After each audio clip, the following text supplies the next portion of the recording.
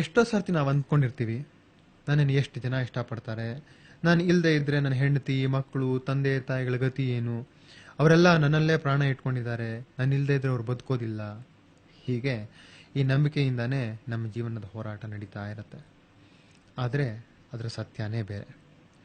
ಒಂದು ಸಲ ಒಬ್ಬ ಗುರು ಮತ್ತು ಶಿಷ್ಯನ ನಡುವೆ ಒಂದು ವಾಗ್ವಾದ ನಡೀತು. ಗುರು ಶಿಷ್ಯನಿಗೆ ಜಗತ್ತು ಕೇವಲ ಒಂದು ಥರದ ಭ್ರಮೆ, ದೇವರೊಬ್ಬರನ್ನ ಬಿಟ್ಟು ನಿನ್ನನ್ನು ನಿಜವಾಗಿ ಪ್ರೀತಿಸೋರು ಯಾರೂ ಇಲ್ಲಪ್ಪ ಅಂತ ಶಿಷ್ಯನಿಗೆ ಹೇಳ್ದ. ಶಿಷ್ಯನ ವಾದ ಇದು. ನಿಮಗೆ ಗೊತ್ತಿಲ್ಲ ಬಿಡಿ, ನನ್ನ ಹೆಂಡತಿ ನಾನು ತುಂಬಾ ಪ್ರೀತಿಸ್ತಾಳೆ. ನಮ್ಮ ತಾಯಿಗೆ ನಾನಿಲ್ಲದೆ ಇದ್ರಂತೂ ಆಗದೇ ಇಲ್ಲ. ನನ್ನ ಮಕ್ಕಳು ಕೂಡ ನನ್ನ ಚೆನ್ನಾಗಿ ಗೌರವಿಸ್ತಾರೆ. ನನ್ನ ವ್ಯಾಪಾರದ ಪರಿಸ್ಥಿತಿ, ನನ್ನ ಹಣಕಾಸು ಎಲ್ಲ ತುಂಬಾ ಚೆನ್ನಾಗಿದೆ. ಹೀಗಿರುವಾಗ ಇದು ಕಲ್ಪನೆ ಹೇಗಾಗುತ್ತೆ ಸ್ವಾಮೀಜಿ? ನಿಮ್ಮ ಹೆಂಡತಿ ಪ್ರೀತಿ, ನಿಮ್ಮ ತಾಯಿ ಪ್ರೀತಿ, ನಿಮ್ಮ ಮಕ್ಕಳ ಗೌರವ ಇವೆಲ್ಲ ಭ್ರಮೆ. ಇದು ಭ್ರಮೆ ಹೇಗಾಗುತ್ತೆ ಸ್ವಾಮೀಜಿ? ಪ್ರತಿದಿನ ನಡೆಯೋದನ್ನ ಯಾರಾದ್ರೂ ಕಲ್ಪಿಸ್ಕೊಂಡು ಹೇಳಕ್ಕಾಗತ್ಯಾ? ನಾನು ಇಷ್ಟು ದಿವಸ ಅವ್ರ ಜೊತೆಲಿ ಇದ್ದೀನಿ. ಯಾರ್ಯಾರು ಏನೇನು ಅಂತ ನನ್ಗೆ ಚೆನ್ನಾಗಿ ಗೊತ್ತಿದೆ ಸ್ವಾಮೀಜಿ. ಇದನ್ನೆಲ್ಲ ಕಲ್ಪನೆ ಭ್ರಮೆ ಕನಸು ಅಂತ ಹೇಳಕ್ಕಾಗಲ್ಲ ಬಿಡಿ ಸ್ವಾಮಿ. ಒಂದು ಪಕ್ಷ ನೀವು ಅನ್ಕೊಂಡಿರೋದನ್ನೆಲ್ಲ ಸುಳ್ಳು ಅಂತ ನನ್ನೇನಾದ್ರೂ ತೋರಿಸಿದ್ರೆ ಏನ್ ಮಾಡ್ತೀರಿ? ಹಾಗೇನಾದ್ರೂ ಆದ್ರೆ ನಾನು ಖಂಡಿತ ನಿಮ್ಮಿಂದ ಬಂದ್ಬಿಡ್ತೀನಿ ಸ್ವಾಮೀಜಿ. ಖಂಡಿತವಾಗಿ? ಖಂಡಿತ. ಚೆನ್ನಾಗಿ ಯೋಚನೆ ಮಾಡಿ ಸನ್ಯಾಸಿ ಆಗ್ಬೇಕಾಗತ್ತೆ. ಆಗ್ಲಿ ಬಿಡಿ ಸ್ವಾಮೀಜಿ. ಸನ್ಯಾಸಿ ಆಗದೇನ್ ಬೇಡ, ಸತ್ಯ ಗೊತ್ತಾದ್ರೆ ಸಾಕು.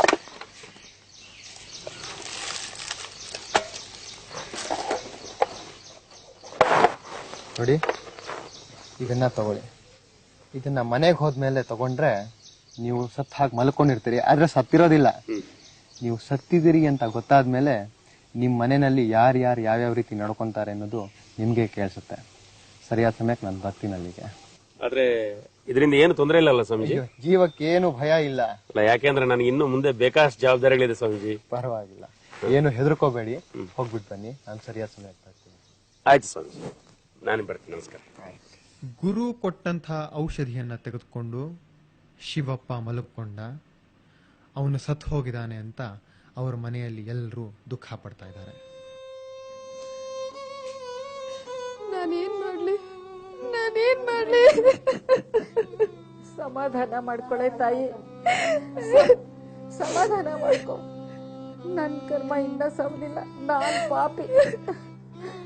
ಆ ದೇವ್ರು ನನ್ನ ಕರ್ಕೊಳಕ್ ಬದಲು ನನ್ ಮಗನ್ನ ಕರ್ಕೊಂಡ್ಬಿಟ್ಟಿದ್ದಾನೆ. ಪಾಪಿ ಮುಂಡೆ ಮಗ.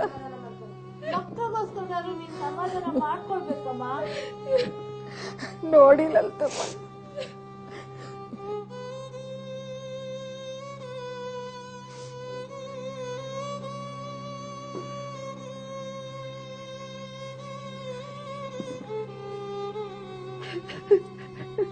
ಸ್ವಾಮಿಗಳೇ ನೋಡಿ ಅನ್ಯಾಯನ. ಬೆಳಿಗ್ಗೆ ಚೆನ್ನಾಗೇ ಇದ್ದ, ಎಲ್ಗೋ ಹೋಗ್ ಬಂದ, ಆಮೇಲೆ ಮಲಗ್ಕೊಂಡ, ಆಮೇಲೆ ಈಗ ಹೋಗ್ಬಿಟ್ಟ. ಶಿವಣ್ಣ ಇನ್ನು ಸತ್ತಿಲ್ಲ, ಬದುಕಿದ್ದಾರೆ. ಹಾಗಾದ್ರೆ ನನ್ ಗಂಡನೇ ಹಾಗಾದ್ರೂ ಉಳಿಸಿರಿ. ಆದ್ರೆ ಇವ್ರನ್ನ ಉಳಿಸೋದ್ರಲ್ಲಿ ಒಂದು ಕಷ್ಟ ಇದೆ. ಏನದು ಗುರುಗಳೇ?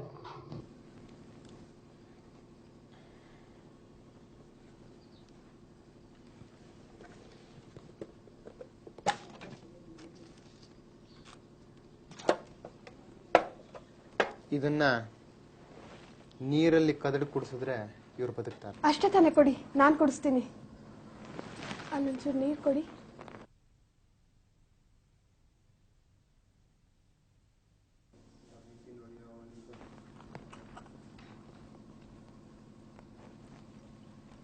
ಆದ್ರೆ ತಾಯಿ, ಇದನ್ನ ಮೊದಲು ಅವ್ರು ಕುಡಿಸೋದಕ್ಕಿಂತ ಮುಂಚೆ ನೀವು ಕುಡಿಬೇಕಾಗತ್ತೆ.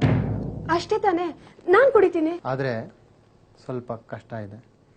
ಇದನ್ನ ಮೊದಲು ನೀವು ಕುಡಿದ್ರೆ ನೀವು ಸಾಯ್ತೀರಿ, ಆಗ ಮಾತ್ರ ಅವ್ರು ಬದುಕ್ತಾರೆ. ಒಂದು ಜೀವ ತಗೊಂಡ್ಮೇಲೆನೆ ಇನ್ನೊಂದು ಜೀವ ಕೊಡೋದು ಈ ಔಷಧಿಯ ಸತ್ವ. ಈಗ ಹೇಳಿ, ಕುಡಿತೀರಾ? ಯಾಕೆ ತಾಯಿ, ನೀವು ಕುಡಿಯೋದಿಲ್ವಾ? ನಿಮ್ಮ ಗಂಡನ ಬದುಕಿಸ್ಬೇಕು ಅಂತ ನಿಮ್ಗೆ ಇಷ್ಟ ಇಲ್ವಾ? ಇಷ್ಟನೇ ನೀವು ಅವ್ರನ್ನ ಪ್ರೀತಿ ಮಾಡೋದು? ಪ್ರೀತಿ ಇಲ್ಲ ಅಂತ ಯಾರು ಹೇಳಿದ್ದು ಗುರುಗಳೇ? ನಾ ಸತ್ರೆ ನನ್ ಮಕ್ಳನ್ನ ನಮ್ಮತ್ತನೇ ಯಾರು ನೋಡ್ಕೊಂತಾರೆ? ನಿಮ್ ಗಂಡ ಬದುಕ್ತಾರಲ್ಲ, ಅವ್ರು ನೋಡ್ಕೊಂತಾರೆ.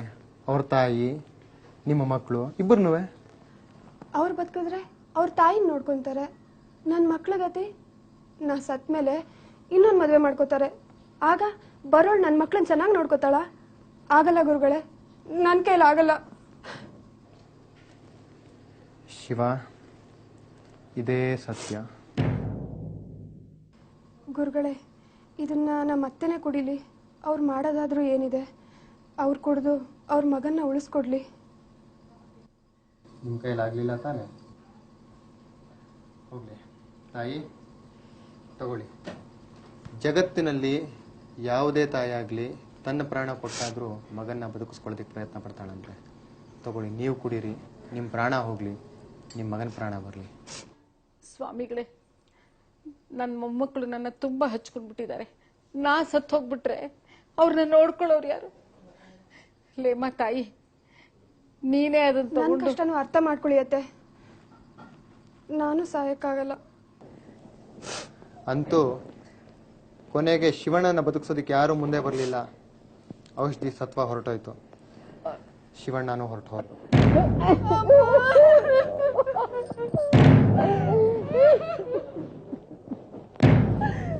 ಬನ್ನಿಪ್ಪ, ಇನ್ನತ್ತು ಪ್ರಯೋಜನ ಇಲ್ಲ, ತಗೊಂಡು ನಡೀರಿ.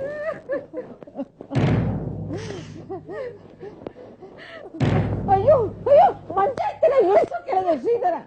ಯಾಕೆ ತಾಯಿ, ಏನಾಯ್ತು? ನನ್ನ ಮಗನೂ ಹೊರಟದ. ನನ್ ಗಂಟೆ ನೆನಪಾಗದು ಒಂದೇ ಇರೋದು. ತಾಯಿ, ಮಗನೇ ಹೋದ್ಮೇಲೆ ಇನ್ ಮಂಚಕ್ಕೆ ಯಾಕೆ ಒದ್ದಾಡ್ತೀರಿ? ತಗೊಂಡ್ ಬನ್ರಪ್ಪ, ಬನ್ನಿ.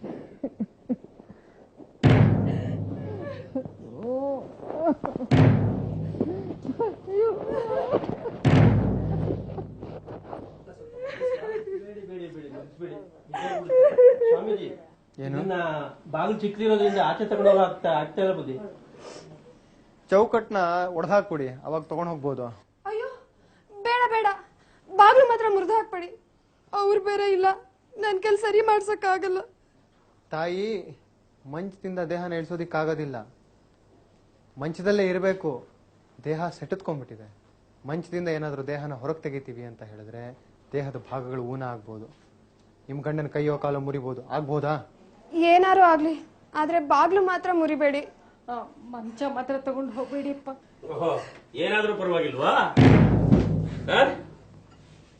ಏನಮ್ಮ, ನನಗಿಂತ ನಿನಗೆ ಮಂಚನೇ ಹೆಚ್ಚಾಯ್ತಾ?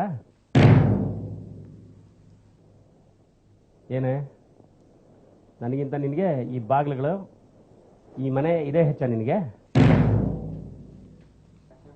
ತಾವು ಹೇಳಿದ ಮಾತು ಸತ್ಯ ಸ್ವಾಮೀಜಿ. ಎಲ್ಲರೂ ತಮ್ಮ ಸ್ವಾರ್ಥಕ್ಕೋಸ್ಕರವಾಗಿ ಇನ್ನೊಬ್ಬರನ್ನು ಪ್ರೀತಿ ಮಾಡ್ತಾರೆ. ಸತ್ಯ ಏನು ಅಂತ ನನಗೆ ಈಗ ಚೆನ್ನಾಗಿ ಗೊತ್ತಾಯ್ತು.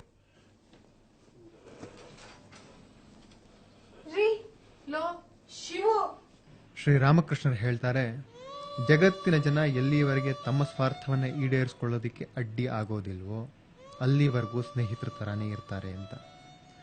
ಸಾಧಕ ಅಂತ ಅನ್ನಿಸ್ಕೊಂಡವನು ತನ್ನ ಜೀವನದ ಘಟನೆಗಳನ್ನು ಸರಿಯಾಗಿ ವಿಶ್ಲೇಷಣೆ ಮಾಡಿ, ದೇವರು ಮಾತ್ರ ನನ್ನ ಸ್ವಂತವನು, ನಿಜವಾಗಿ ನನ್ನನ್ನು ಪ್ರೀತಿಸೋನು ಅಂದ್ರೆ ಅವನು ಒಬ್ಬನೇ ಅಂತ ಅರ್ಥ ಮಾಡ್ಕೊಳ್ತಾನೆ.